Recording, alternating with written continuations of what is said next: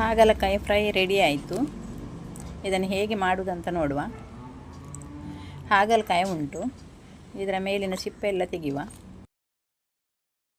ಮೊಬೈಲಲ್ಲಿ ಒಂದು ರೆಸಿಪಿ ನೋಡಿದ್ದೆ, ಆದ ಕಾರಣ ಇದನ್ನು ಟ್ರೈ ಮಾಡ್ತಾ ಇದ್ದೇನೆ.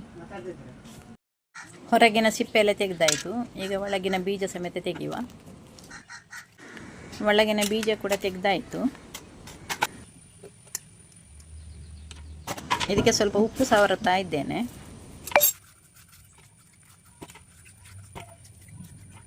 ಇದನ್ನು ಒಂದು 10 ನಿಮಿಷ ಹಬೆಯಲ್ಲಿ ಬೇಯಿಸುವ.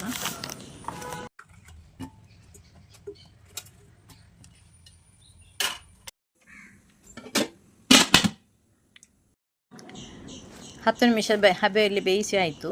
ಈಗ ಒಂದು ಮಸಾಲೆಗೆ ರೆಡಿ ಮಾಡುವ. ಒಂದು ಅರ್ಧ ಕಪ್ ನೆಲಕಡಲೆ ತಗೊಂಡಿದ್ದೇನೆ. ಇದನ್ನು ಚೆನ್ನಾಗಿ ಹುರಿಯುವ.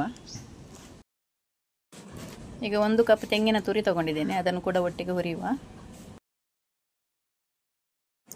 ಹಾಗಲಕಾಯಿಯ ಒಳಗಿನ ಬೀಜ ಕೂಡ ಸ್ವಲ್ಪ ಹಾಕುವ ಅದಕ್ಕೆ. ಇದನ್ನು ಕೂಡ ಒಟ್ಟಿಗೆ ಹುರಿಯುವ. 1 ಚಮಚ ಕೊತ್ತಂಬರಿ ಹಾಕಿದ್ದೇನೆ. ಅರ್ಧ ಚಮಚ ಸೋಂಪು ಕಾಳು, ಆಮೇಲೆ ಅರ್ಧ ಚಮಚ ಜೀರಿಗೆ. ಮೀಡಿಯಮ್ ಉರಿಯಲ್ಲಿ ಹುರಿತಾ ಇದ್ದೇನೆ. 1 ಸ್ಪೂನು ಎಳ್ಳು ಹಾಕ್ತಾ ಇದ್ದೇನೆ. ಎಲ್ಲವನ್ನು ಒಟ್ಟಿಗೆ ಹುರಿಯುವ. ಈಗ ತಣ್ಣಗಾಗಿದೆ. ಈಗ ಗ್ರ್ಯಾಂಡ್ ಮಾಡುವ. ಇದು ಹುರಿದಾಯಿತು. ತರಿಯಾಗಿ ಗ್ರ್ಯಾಂಡ್ ಮಾಡಬೇಕು. ಒಂಚೂರು ಅರಶಿನ ಹಾಕ್ತಾ ಇದ್ದೇನೆ. ಆಮೇಲೆ ಮೆಣಸಿನ ಹುಡಿ.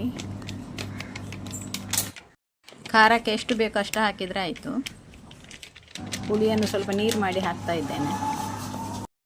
ತುಂಡು ಬೆಲ್ಲ ಕೂಡ ಹಾಕ್ತಾ ಇದ್ದೇನೆ. ಹುಳಿ, ಖಾರ, ಉಪ್ಪು ಎಲ್ಲ ಒಳ್ಳೆ ಆಗ್ತದೆ. ತರಿಯಾಗಿ ಕರೆದಿದ್ದೇನೆ. ಬೇಯಿಸಿದ ಹಾಗಲಕಾಯಿಗೆ ಮಸಾಲೆಯನ್ನು ತುಂಬಿಸುವ. ಈ ಮಸಾಲೆಯನ್ನು ಈಗ ಹಾಗಲಕಾಯಿಗೆ ತುಂಬಿಸುವ. ಮಸಾಲೆಯನ್ನು ಈ ಥರ ತುಂಬಿಸಬೇಕು, ಗಟ್ಟಿಯಾಗಿ ತುಂಬಿಸಬೇಕು.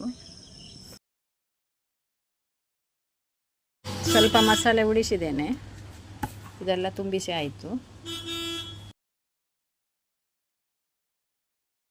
ಈಗ ಫ್ರೈ ಮಾಡುವ. ತವ ಇಟ್ಟಿದ್ದೇನೆ.